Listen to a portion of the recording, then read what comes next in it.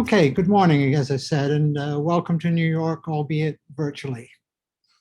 Um, my paper is on accounting developments in Africa. It constituted a literature review of peer-reviewed articles on accounting in Africa and supplemented by information from professional institutes in African nations.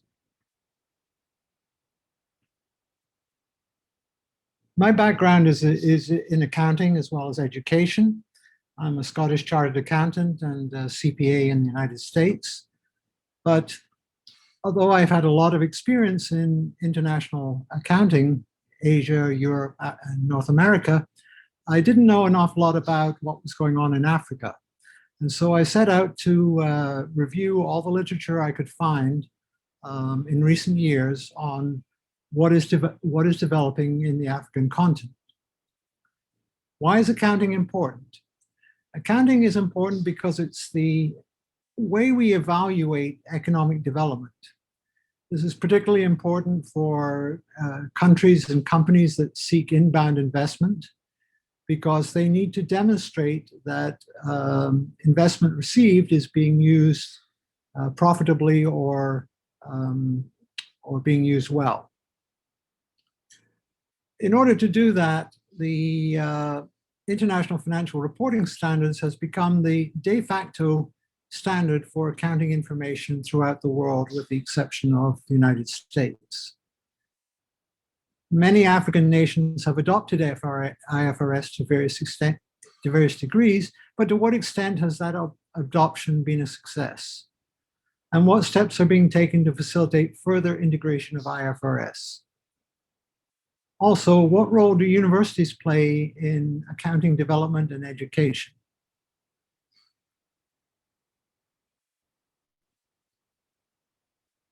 Peter Drucker said, if you can't measure it, you can't improve it. And accounting is one way we can measure improvement. Accounting, of course, goes back to the depths of history. It was codified in 1497 by Lucio Pacioli. In terms of professional accounting as we now know it, the first professional accounting society was the Institute of Chartered Accountants of Scotland, going back to 1854. And on the African continent, the South African Institute of Chartered Accountants traces its history to 1894. Across Africa, the Pan-African Federation of Accountants has 54 members from 43 countries, representing 110,000 professionals. In English-speaking countries, they are typically chartered accountants, and in Francophone countries, they are typically experts comptables. What about regulation of accounting? Or as I put it there, who audits the auditors? The professions worldwide have, to a large extent, been self-regulating. However, crises and scandals have resulted in the imposition of another level of supervision.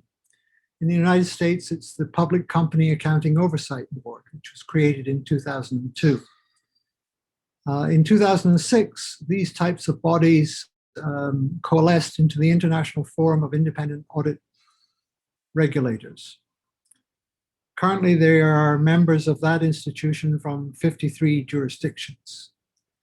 However, in Africa, only 4 countries, Egypt, Botswana, Mauritius, and South Africa, are currently members of the IFIAR.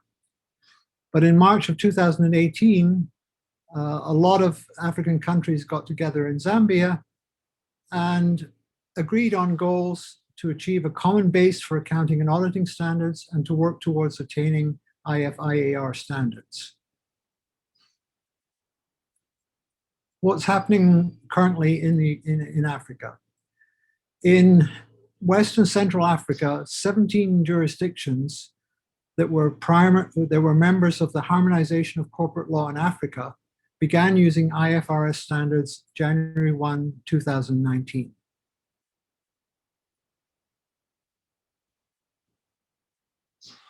The data we need to prepare accounts is, of course, a currency. And it's interesting to see that the CFA franc, which was established in 1945, is a major currency for 8 West African countries and 6 Central African countries. In December 2019, there were extensive changes announced by President Macron in the management of the CFA franc, giving greater flexibility to the ECO countries, in that they will no longer be required to keep reserves in France or have a French member on the currency board. We will have to wait and see how this develops. Egypt and Morocco are members of the International Federation of Accountants, IFAC, which requires members to adopt international standards. Egyptian accounting standards are based on the 2005 version of IFRS, and Morocco is also committed to IFRS, but as of 2011 was not legally binding except for banks. In Egypt, reforms include adoption of international standards and improvement in the quality of accounting and auditing. One of the problems there is the dominance of the public sector in accounting regulations that are not market-driven. However, increased foreign investment has led to a revival in the accounting and auditing profession in Egypt. The Institute of Chartered Accountants in South Africa made the decision to base its accounting standards on IFRS in 1993. Kenya adopted IFRS in 1998. And currently, IFRS is required in about 16 African countries. How is that adoption being implemented? Well, Tiwa and Brodsky found the average IFRS compliance score of 73%, with a minimum of 62 and a maximum of 85.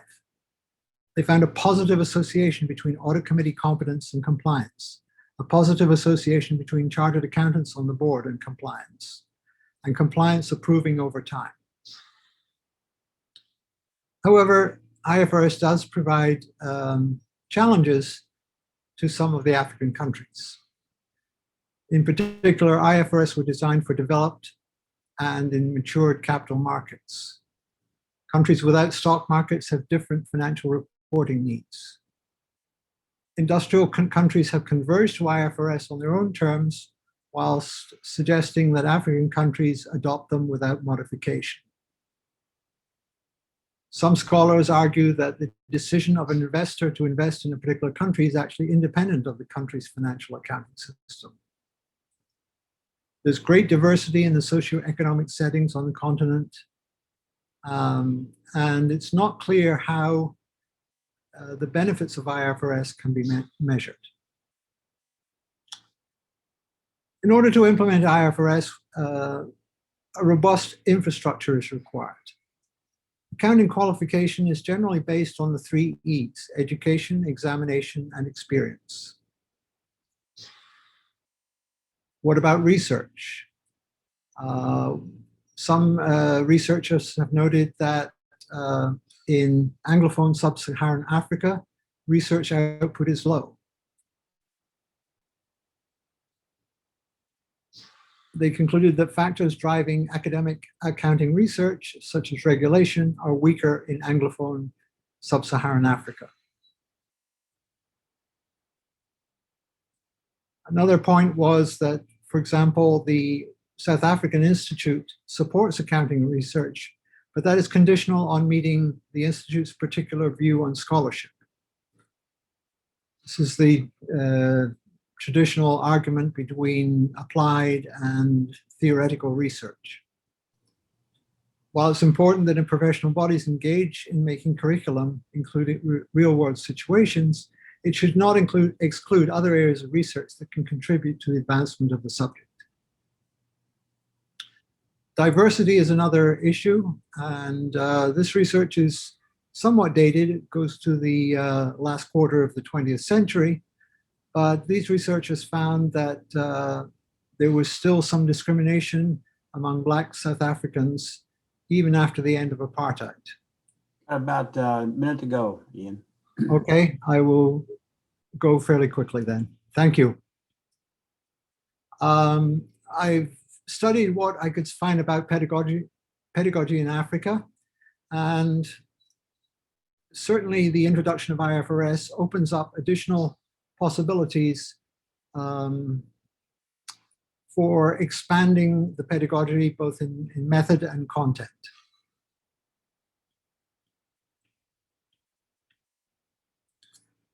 So in conclusion, the adoption of IFRS across Africa will have a positive impact on African economies. Problems with adoption, such as infrastructure, qualified practitioners, and oversight, are being addressed, and improvements are clearly on the way. However, institutes of higher education need to continue to develop in order to play a critical role in accounting education and in the development of IFRS standards on an international scale. Thank you for your attention. I'd be happy to take any comments you may have. And if you require any information on either my paper or the presentation, please contact me at the email address on this slide.